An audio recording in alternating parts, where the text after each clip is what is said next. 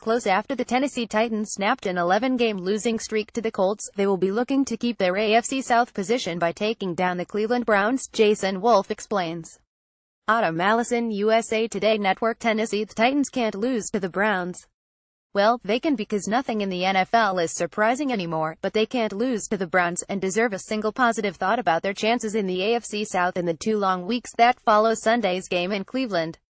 Win this one over the winless Browns, and the Titans are 43 with a Sunday off and then consecutive home games against Baltimore and Cincinnati. That's a good spot. And this is a good spot for us getting some Browns insights from Cleveland.com columnist Doug Lesmerizes. Question: Doug, I've shared many press boxes with you watching Ohio State football. What's the transition like from an Ohio State game to a Browns game? And no, I want to ask you if the Buckeyes could beat the Browns. Answer: I've tried to explain to people that covering a very successful team can be, in its own way, boring. At least half of Ohio State's games each year come against far inferior opponents with no hope of winning, and you know that walking into the stadium. That's not the case with the Browns. It can be boring the other way when a team is 121 in the last 2 years, but there have been at least 4 of the 6 games this season where you thought the Browns had a chance to win. So you go into the game not knowing, and then the team disappoints its fans.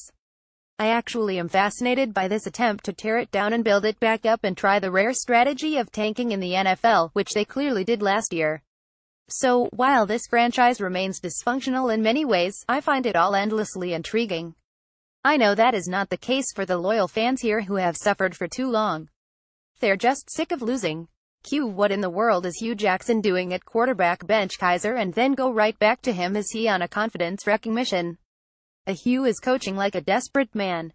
The fact that he thought Kevin Hogan gave the Browns a better chance to win last week boggles the mind. He's back to Kizer now, and he has to stick with him. Yes, Kizer has made rookie quarterback mistakes, but that's what rookie quarterbacks do. And I do think Kizer will get better as the year goes along. But it feels like Hugh is panicking a bit. That's the only thing that can explain benching Kizer. On the other side of the ball, this looks like a decent group. And Myles Garrett looks like the real deal. How decent and how real? The defense has faced a lot of injuries, from Garrett at the start of the year to linebacker Jamie Collins to defensive tackle Danny Shelton. Those are 3 of their best defensive players. Garrett still isn't at full strength or playing a full number of snaps, but he should get closer to that this week.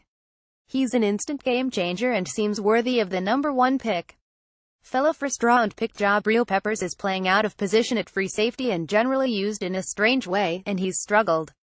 But the pieces are there for potentially a pretty decent defense when healthy, though you can still throw on them for now when Garrett doesn't get pressure, because the secondary has some holes.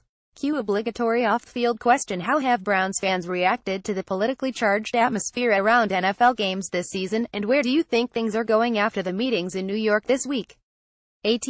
Browns had a lot of players kneel and lock arms on the road in Indy the week the protests really took off. There are obviously some leaders in the locker room on that issue, though the protests have lessened in recent weeks. If the players feel like they are being heard on social justice issues, and if the league agrees to a concerted effort to aid those problems and bring attention to them, as they do with breast cancer, I think game day protests may fade with the Browns and elsewhere.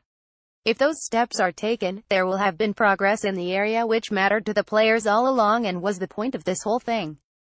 And finally, your keys to this game and a prediction. Hugh Jackson's play calling and the Browns' skill guys have to give Kizer a chance to succeed. He's forced the issue and thrown too many interceptions oftentimes because the play call was lousy and this crop of very below-average receivers wouldn't get open. There are no magic answers at receiver, at least until former first-round pick Corey Coleman comes back from a broken hand, and he's not healthy yet. But running back-receiver hybrid Duke Johnson and rookie tight end David Njoku need more touches. Kizer makes mistakes, but he also has made some big throws this season. Some week, he'll make more good plays than bad, and the Browns will win. It could be this week, but I'm not counting on it. Titans 28, Browns 20. Contact Joe Rexrode at jrexrode@tennessean.com and follow him on Twitter at JoeRexrode.